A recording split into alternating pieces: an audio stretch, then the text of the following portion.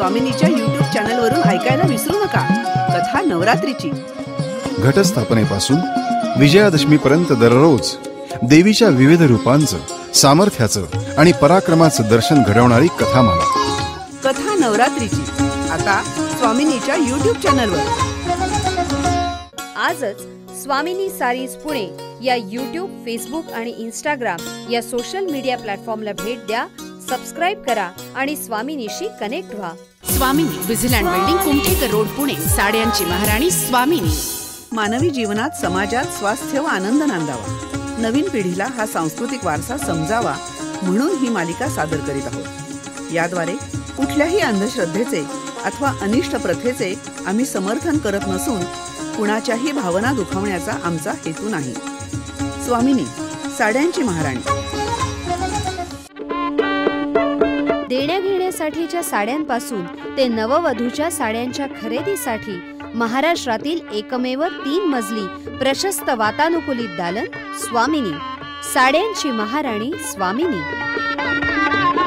जगजननी आई कृपा करी, जगजननी आई कृपा करी, वरद हस्त तव श्रीधरी, वरद हस्त तव श्रीधरी, जगजननी आई कृपा करी, जगजननी आई कृपा करी, वरद हस्त तव श्रीधरी, वरद हस्त तव श्रीधरी, जगजननी आई कृपा करी.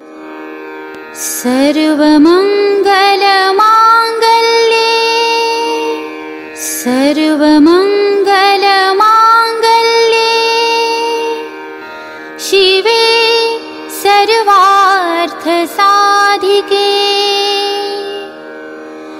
शरण्ये त्र्यंबके गौरी, नारायणी नमोस्तुते, नमोस्तुते, नमोस्तुते.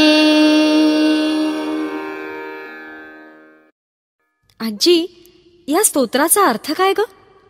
देवी पूजनाच्या वेळी हा मंत्र म्हणायचा असतो. आणि याचा अर्थ म्हणशील तर ही देवी जवळ केलेली एक आळवणीच म्हणायची. या मंत्रामध्ये भक्त म्हणतो, हे नारायणी, तू सर्व प्रकारचं मंगल करणारी मंगलमयी आहेस. तू कल्याणदायी शिवा आहेस.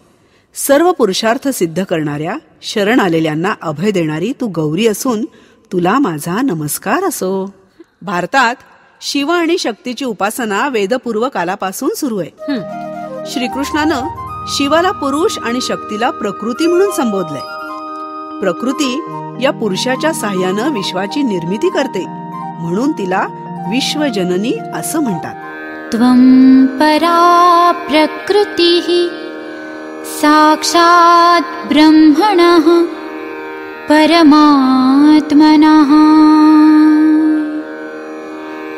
त्वत्तो जातं जगत् सर्वं,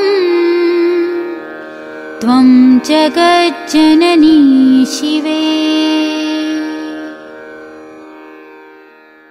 याचा अर्थ, हे शिवे, तू साक्षात परब्रह्माची पराप्रकृती आहेस.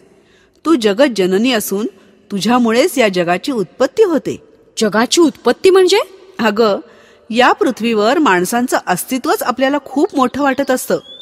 पण खरं पाहशील ना तर या विश्वाचा माणूस हा एक अंश आहे.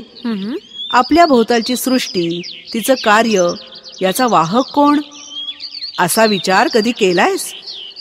या सृष्टीची उत्पत्ती, तिच्यातले बदल, त्याची लय, हे सगळं ही देवीच तर सांभाळते. आणि पोरी, हे कार्य अखंड चालू आहे आणि चालूच राहणार आहे. आजी, पण हे सगळं तुला पटतं? का ग, तुला नाही पटत?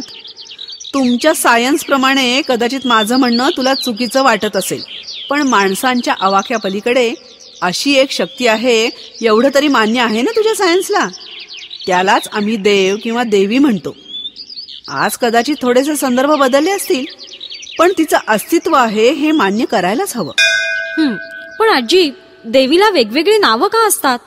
तुझ्या सांगण्यावरून तर ती एकच असावी असं वाटतं. हे बघ, प्रत्येक घराची कुलदेवता किंवा कुलस्वामिनी वेगवेगळी असली तरी तिचं स्वरूप एकच आहे. ते म्हणजे आदिशक्ती किंवा आदिमाया. चल आता घट बसवायचे. अगं पण तू त्याबद्दल काही सांगितलंच नाही. आजी, थोडी तरी माहिती सांग ना ग, मग बाकीचं सगळं उद्या. बर, हे बघ, अश्विन शुद्ध प्रतिपदा म्हणजे आजपासून 9 दिवस नवरात्रोत्सव करतात. आज म्हणजे पहिल्या दिवशी घट पूजले जातात, म्हणून या दिवसाला घटस्थापना असं म्हणतात.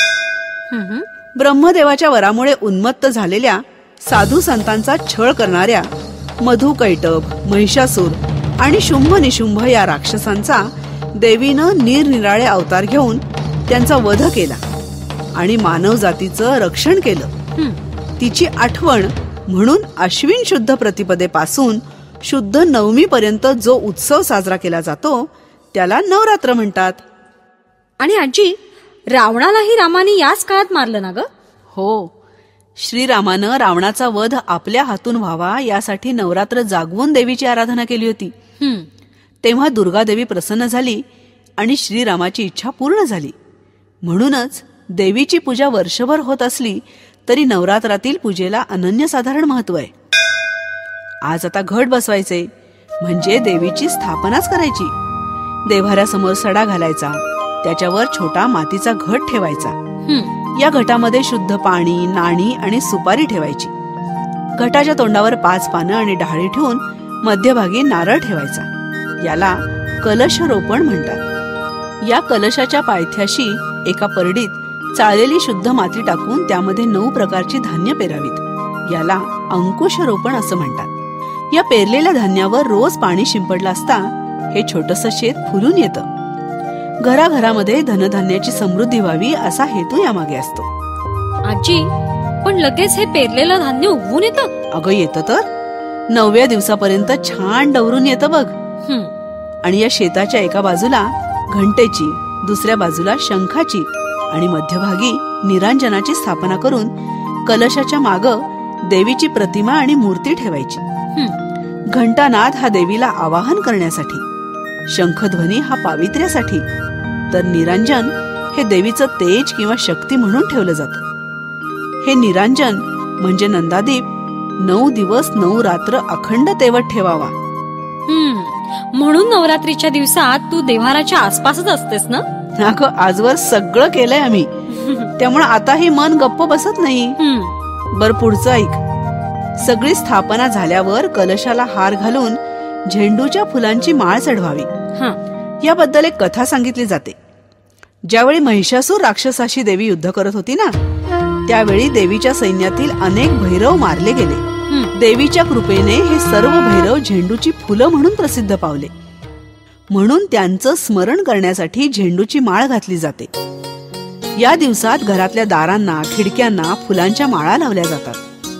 तुझ्या सायन्सच्या भाषेत बोलायचं ना, तर अश्विन महिन्यात झेंडूची असंख्य फुलं निर्माण होतात आणि हवा शुद्ध करण्यासाठी झेंडू मदतही करतो.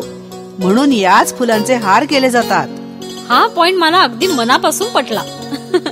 आणि झेंडू दिसतोही खूप छान, हो ना? हो ना. सगळीकडे कसं मंगलमय वातावरण तयार होतं. मग देवीला आवाहन करावं आणि पूजा करावी, म्हणजे घटस्थापने दिवशी देवी आपल्या घरी वास्तव्याला येते. आणि म्हणून घरी गोडाचा स्वयंपाक करून नैवेद्यही दाखवावा. आजी, आतून पुरणाचा मस्त वास येतोय. आता बाकीचं सगळं उद्या. बरं, चला आता आरतीला. अत्याधुनिक आणि पारंपरिक साड्यांचं विलोभनीय दालन, तुमची आवड जाणणारं, तुमचं सौंदर्य उजळवणारं स्वामिनी. सौभाग्य सुंदर लेऊनी बसने उभी मन भावनी. स्वामिनी, विझिलँड बिल्डिंग, कुमठेकर रोड, पुणे. साड्यांची महाराणी स्वामिनी. कथा नवरात्रीची. संकल्पना नावेद आणि जावेद शेख. लेखन श्रद्धा कुलकर्णी. श्लोक पठण धनश्री गणात्रा. सहभागी कलावंत सुनेत्रा मंकणी, हिमानी निलेश. विशेष आभार डॉक्टर अरुणा ढेरे. निर्मिती व्यवस्था शेखर काळे. स्वामिनीच्या YouTube चॅनलवरून ऐकायला विसरू नका कथा नवरात्रीची. घटस्थापनेपासून विजयादशमीपर्यंत दररोज देवीच्या विविध रूपांचं, सामर्थ्याचं आणि पराक्रमाचं दर्शन घडवणारी कथामाला. कथा नवरात्रीची आता स्वामिनीच्या YouTube चॅनलवर. आजच स्वामिनी सारीज पुणे या YouTube, फेसबुक आणि इंस्टाग्राम या सोशल मीडिया प्लॅटफॉर्मला भेट द्या. सबस्क्राईब करा आणि स्वामिनीशी कनेक्ट व्हा.